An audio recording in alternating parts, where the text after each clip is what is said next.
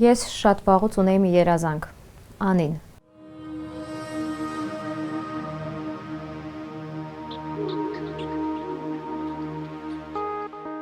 Դպրոցը ավարտելուց հետո առանձին դասեր վերցրեցի պատմության, որովհետև ուզում էի ընդունվել միջազգային հարաբերություններ։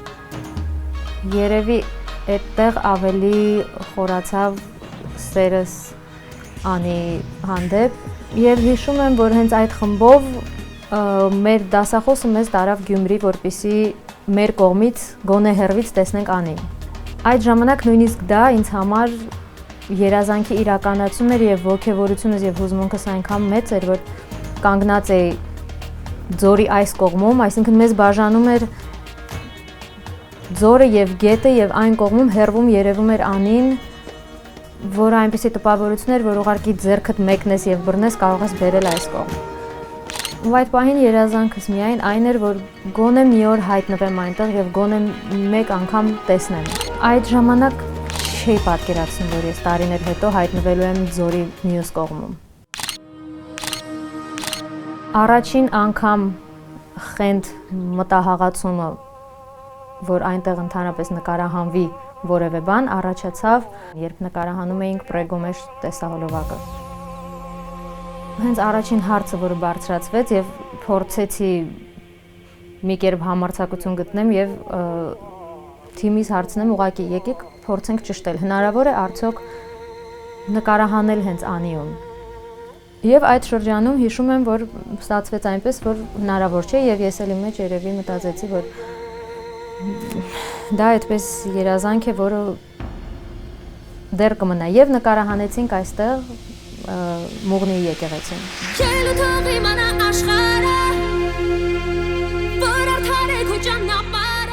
Հետո մի քանի տարի անց եկավ ցեղասպանության 100-ամյակը, պետք է նկարահանեինք երգ, որը կոչվում էր «Կգա մի օր», որի տեսահոլովակը արդեն կա,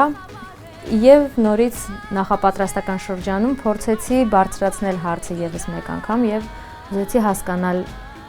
միգուցե ինչ-որ բան փոխվել է եւ հիմա հնարավոր է։ Նորից բոլոր հաշվարկները արվեցին, ամբողջ խմբի ինչպես պետք է մեկնել, ինչպես պետք է եւ այլն եւ այլն։ Եվ նորից հասկացանք, որ դա անհնար է։ Քանի որ ցանկությունս մեծ էր, ամեն դեպքում ընտրվեց այն եկեղեցին, որը որ իր ճարտարապետական կառուցվածքով նման է շատ մայր տաճարին։ Դա կաթողիկեն է, որը գտնվում է Թալինում։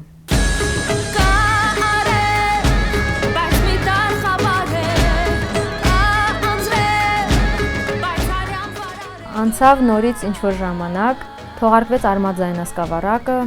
եւ սկսեցինք պատրաստվել նկարահանումների եւ առաջին տեսահոլովակը, որը այդ զայնասկավառակից պետք է նկարահանվեր, դա Դեր Զորն էր։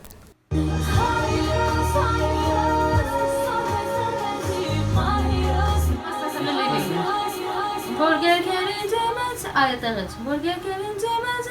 ստում հատեղից սկսի։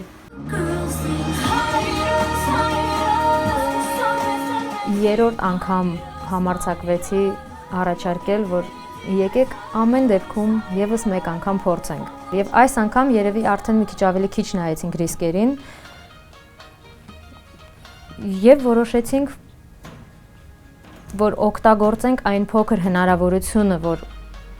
կա, որ հնարավոր է միգուցե ստացվի այնտեղ նկարահանել եւ օգտագործելով այդ փոքր հնարավորությունը մեկնել Անի։ Մի ուրիշ զգացողություն էր, որ նախ Սիրուշուն էր շատ փշակաղված, ասում եմ պատկերացնում ես կարող է գնանք Անի, արդեն իր այդ ներկայացնելուց մեր մոտ էլ ուրիշ զգացողություն առաջացավ։ Այդ օրերին անընդմեջ մեզ մոտ նկարահանումներ էին, համերգների էինք մասնակցում եւ մի քանի ամիսների երևի կտրվածքով միայն 2 օր կար, որ հնարավոր էր, որ մեկնեինք Անի։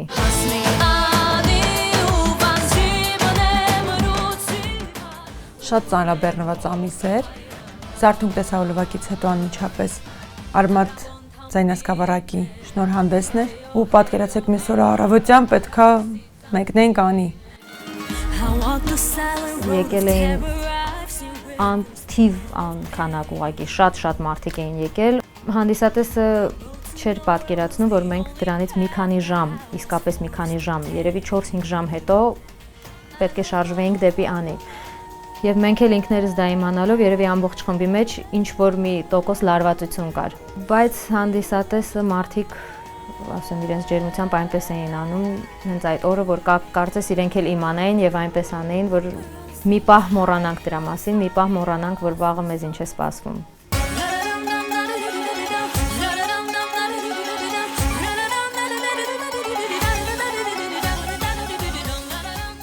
Նոր պետք է լուսաբանվեր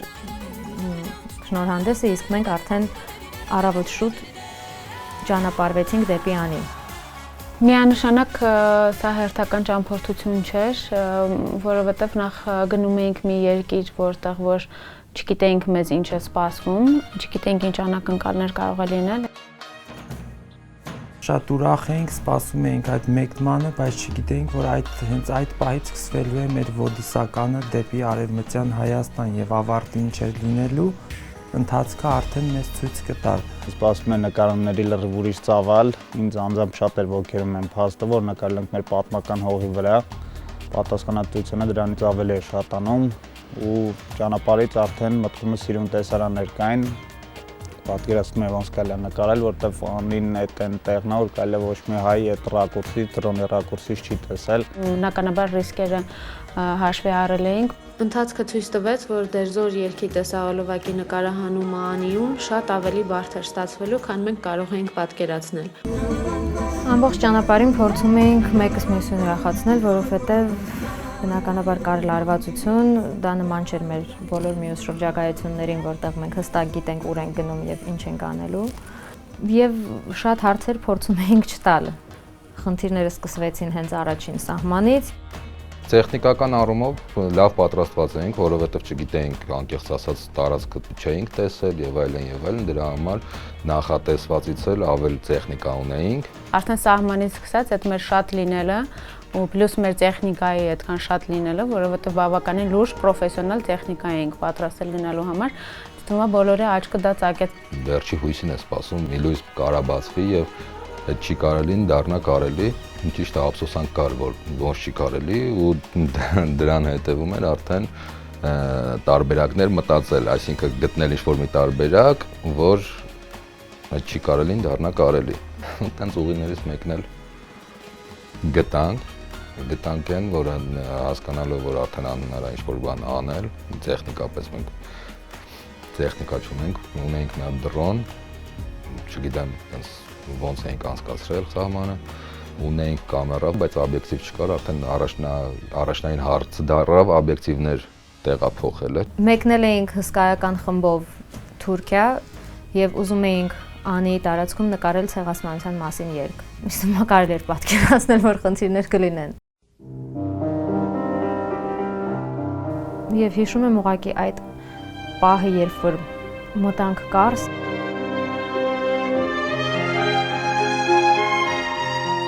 գիշեր էր, բայց առաջին բանը, որը նկատեցի, դա աննկարագրելի գեղեցիկ հայկական ճարտարապետությունն էր, որը չեմ կարող նկարագրել, որքան ուղղակի հուզիչ էր, այնպիսի տպավորություն էր, որ ուղղակի Աբովյան փողոցով իջնում էինք։ Քայլում ես փողոցով եւ ամեն ինչը հիշեցնում է մեզ ավելի շուտ հայկական տներ, ճարտարապետություն, ինչը որ ես տեսել եմ մեր մոտ Երևանում Սվերլով փողոցում, Պուշկին փողոցում, ուղղակի չկան հայերը։ Ցավալի էր տեսնել իհարկե այդ բոլոր տները լույսերը անջատված եւ փոշոտ եւ մոռացված եւ լքված վիճակում։ Ավելի ցավալի էր տեսնել այդ տները բնակեցված ոչ հայերի կողմից։ Are you Turkish? Turkish? Yes? I'm Armenian. Armenian. You know Armenia? Your house? Your house? It's an Armenian house.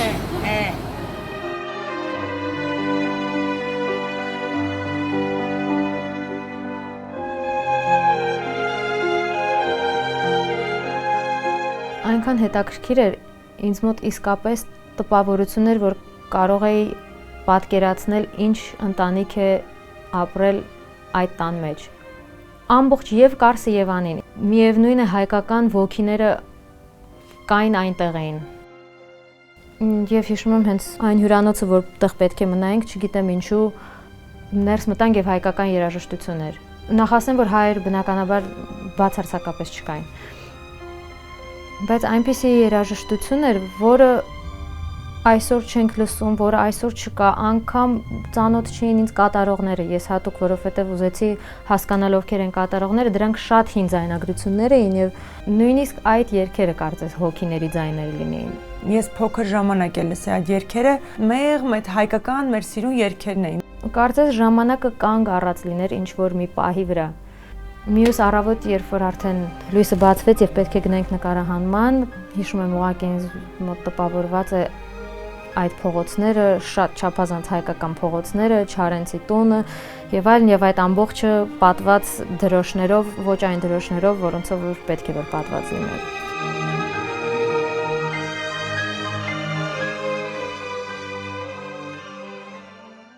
Մոտիկանում էինք Անի քաղաքին, մեկ էլ մի անգամից կանգնեցինք, Անի պարիսպներն են ու առաջ չեն գնում, Սիրուշոն, մի րոպե մենք պետք է հայկական բարձր երաժշտություն դնենք, նոր մտնենք Անի։ Արաբոն թամբին է, հեյո, հեյո, հեյո, արաքսի ծանդին է, հեյո, հեյո,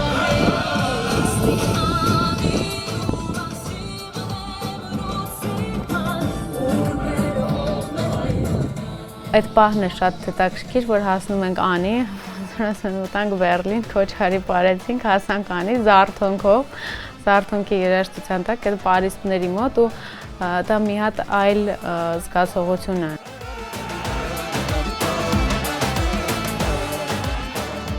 Երբ որ հասանք Անի եւ երբ որ պետք է մտնեինք այդ պարիսպներից ներս, եւ հերվից դա տեսնելը ինձ համար, ասում եմ, ուղղակի ծնկներս ծալվեցին, շունչս կտրվեց, չեմ կարող նկարագրել ինչ եղավ։ Դա կյանքում այն պահերից է, որ ուղղակի չի մոռացվի եւ այս դեպքում շատ էական էլ չէր նկարահանումը, ինչի ինք մեկնել այդ պահին չէի էլ մտածում այդ մասին, որովհետեւ ուղղակի ինձ համար երազանքի իրականացում էր մի քանի րոպե անխոս երևի այսպես դիտել ենք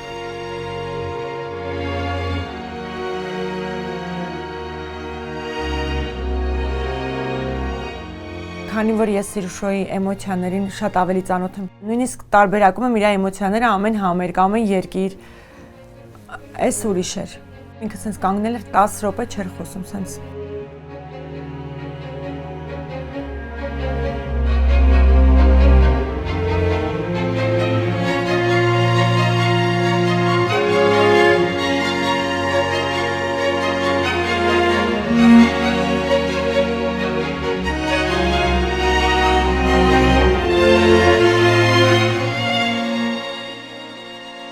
Բոլորը ամեն մեկը իր չափով իր մեջ հուզվել էր, որովհետև գիտակցում ես, որ քո հողն է,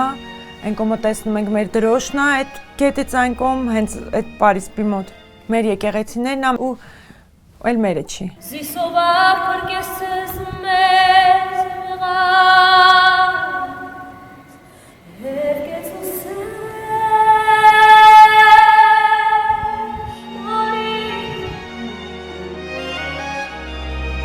Հիշում եմ այն պահը, երբ առաջին անգամ արդեն ձորի այս կողմից նայեցինք, կանգնած էինք ձորի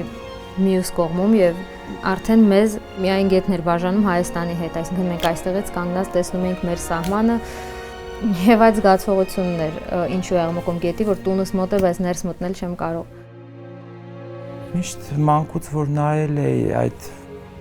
ինչու է աղմկում գետը այնտեղ, երբ որ Աթանես Ղամբարյանը թախծոտ աչքերով Արաքսյան կողմից նայում է իր հայրենիքին եւ չի կարող վերադառնալ, ու այս պահին նույն վիճակին մենք էինք հայտնվել, նորից գտնվում ենք Թուրքիայում, մեզ սկսում է մեր Հայաստանի Ծախուրյան գետը, թախծոտ աչքերով նայում ես այն կողմ, որ ամեն ինչ հասանելի է քեզ այնտեղ, փոխվել ես ընդամենը մի քանի կիլոմետր այս կողմ եւ լիքը խնդիրներ, խոչընդոտներ, որ շատ դժվար է այստեղ դա անցնել։ Պատմական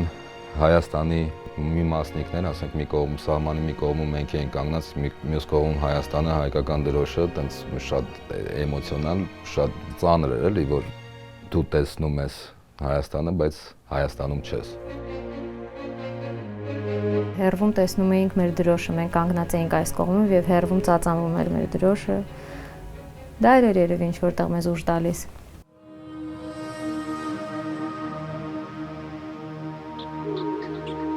Եթե սովորաբար նկարահանումների մեկնում ենք եւ փորձում ենք հասկանալ որտեղ է տեղի ունենալու նկարահանումը, այս պահին ուզում ենք ուղղակի հասկանալ թե ինչով ենք նկարահանելու։ Մեքենան ամբողջ տեխնիկայով մնացել է Թուրքիայի սահմանում ու պետքա առաջնահերթ խնդիրը էր, որ տեխնիկան դուրս բերվեր ու դրա հետ մեկտեղ մեքենայի մեջից հանվեր այն անհրաժեշտ տեխնիկական սարքավորումները, որոնք մեզ պետք էին։ Ամբողջ գիշեր ուղղակի մինչև լուսաբաց փորձում էինք հասկանալ բոլոր ճանապարհները, հնարավոր ճանապարհները, որ կարող ենք որևէ կերպ ինչ-որ մի բան անցկացնել եւ նկարահանում ունենալ։ Այդ ժամանակ դեռ չէինք պատկերացնում, որ ուղղակի գրեթե որևէ բան չենք կարողանում անցկացնել, դեռ հույս կար, որ կկարողանանք։ Թեև մենք ստիպված եղանք ողջ տեխնիկան թողնել սահմանում, այնուամենայնիվ կարճ հասնելուն պես քննարկեցինք բոլոր հնարավոր տարբերակները, թե որտեղից կարող ենք գտնել պրոֆեսիոնալ նոր տեխնիկան։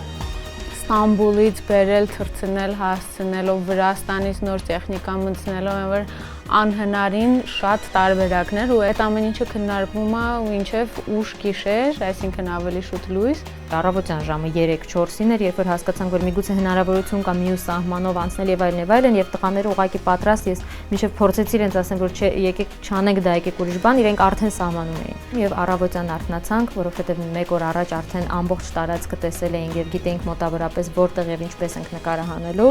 եւ առավոտյան արթնանում ենք եւ տեսնում ենք, որ մեկ օրում եղանակը այնպես է փոխվել, որ ուղղակի խորը ձմեռ էր։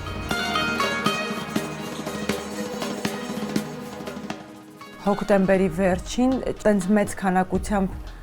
ձուն չեք պատկերացնում, փաթիլները մեծ,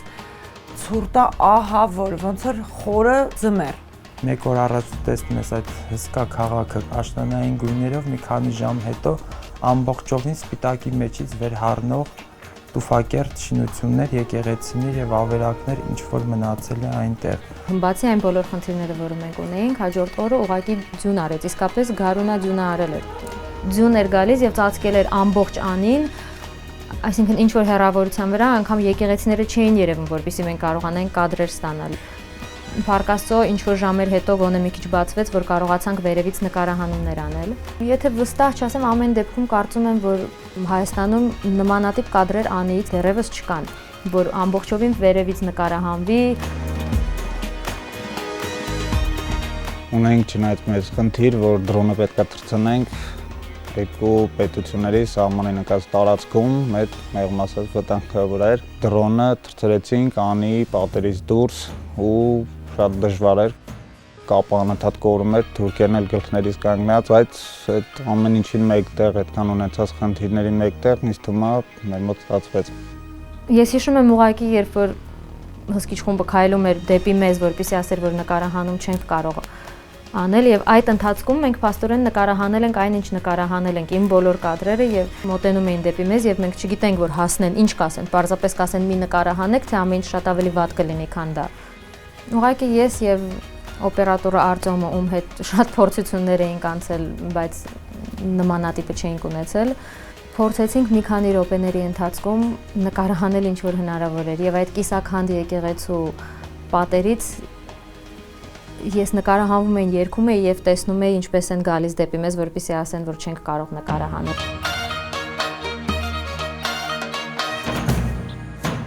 Եթե մեր նկարահանումները հիմնականում տևում են մեկ ամբողջ օր, եթե ոչ օրեր, ապա մենք այդ դեպքում ունեինք ընդամենը 5 րոպեի նկարահանած նյութ, որի հիման վրա պետք է հավաքվեր տեսահոլովակ։ Բայց այդ 5 րոպեն էլ այնպիսի տպավորություն էր, կարծես մենք ուղակի գողացած լինեինք այդ կադրերը եւ դրա համար էլ այդ կադրերը մեզ համար, բոլորիս համար շատ թանկ են։ Ամբողջ ճամփորդության ժամանակ Սիրուշոյի հանգստությունը մի այլ բան էր, այսինքն դա ինձ համար մեկ այլ բացահայտում էր։ Սիրուշոյի հանգստությունն էր, որ չթողեց մեզ հուսահատվել, երբ տեխնիկան սահմանին էր, երբ նկարահանման օրը անին ձյան մեջ էր, երբ նույնիսկ պրոֆեսիոնալ տեսախցիկով նկարահանման ժամանակ մեզ արգելեցին շարունակել գործընթացը։ Այսօր արդեն մի քանի ամիս անց կարող եմ հստակ ասել, որ Եթե չլինեին Սիրուշոյի եւ թիմի անսահման նվիրվածությունը եւ հավատը սկսած գործի հանդեպ, նախագիծը վստահաբար կձախողվեր։ Երբ որ հասկացա, որ արդեն ոչինչ չունենք, վերջին տեսախցիկը անգամ չկարողացանք օգտագործել, արդեն ուղղակի նպատակ էր, եթե նույնիսկ հեռախոսներով լիներ, պետք է նկարահանեին։ Այստեղ արդեն էական չէր ինչով եւ ինչպես։ Շատ բաներ նաև նկարահանեցինք իմ ձեռքի տեսախցիկով, որը որ պատահաբար էր այնտեղ։ Եվ չէին կարող պատկերացնել, որ իրական տեսահոլովակում կօգտագործվեն հենց այդ կադրերը։ Ինձ ամեն պահ թվում էր, որ երևի հիմա ինչ-որ մի պահի թիմը կհրաժարվի, կասի ուղղակի վերադառնում ենք, երևի իրենց էլ թվում էր, որ ես ինչ-որ մի պահի այսպես կանեմ, բայց պետք է շնորհակալություն հայտնեմ անպայման այն թիմին, որ ինձ հետ միասին եկել էր անի։ Այդ պատրաստակամությունը, այդ չհանձնվելու զգացողությունը, ձգտումը, այդ ամեն ինչ անել, որ ստացվի, ամեն ինչ անել, որ ոչ թե պարզապես ստացվի, այլ լավ ստացվի, անկախ նրանից, թե ձյուն է, թե անձրև է։ Մարդիկ էկրանից որ տեսնում են, միշտ պատկերացնում են ամեն ինչ սենց սիրուն ու հեշտ, այսինքն բարենպաստ պայմաններ, այսինքն եթե նույնիսկ ձյունահատակին իրենց թվում է կողքը տաք է, բայց տենց չի, հավատացեք։ Նամանավանդ այդ ժամանակ, որ դու դողում ես ու մի քանի ասենց աշխատում ես ինչ-որ տակ սենց մի տեղ անկյուն գտնես կանգնել, տեսնում ես Սիրուշոն սենց բարակ, ինչ-որ եթերային շորով, նույնիսկ այն, որ չի ցույց տալի ոնց է մրսում, այլ ցույց է տալիս այն էմոցիաները, որը պետք է ու անհրաժեշտ է տվյալ տեսահոլովակի երգի կերպարին։ Մենք բոլորս ամաչում էինք, նույնիսկ ասենք, որ մենք մրսում ենք, որովհետև այդքան հագնված ու ինքը սենց բարակ շորով։ Այդ Սիրուշոյից է գալիս, որովհետև ինքը միշտ ամեն պայմաններում երբեք չի ասում ցուրտ է, չի ասում հոգնած եմ, այսինքն ինքը միշտ պատրաստական անում է այն, ինչ պետք է։ Թիմային ոգին է, որ մի խումբ հայերով մենք այդ երկրում փորձում էինք ինչ-որ բաներ փոխել եւ միևնույնը վերջում նկարահանեցինք։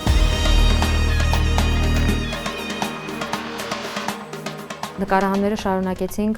Ամերիկայի Միացյալ Նահանգներում եւ դա պատահական չէր, հենց այդպես էլ ի սկզբանե նախատեսված էր, քանի որ ուզում էի ցույց տալ այդ մարդկանց, ովքեր որ այդպես ճանապարհ ընկնելով հասել են այնքան հեռու, որ հասել են ուղղակի Ամերիկա եւ այսօր այնտեղ սերունդներ են մեծանում, երեխաներն են,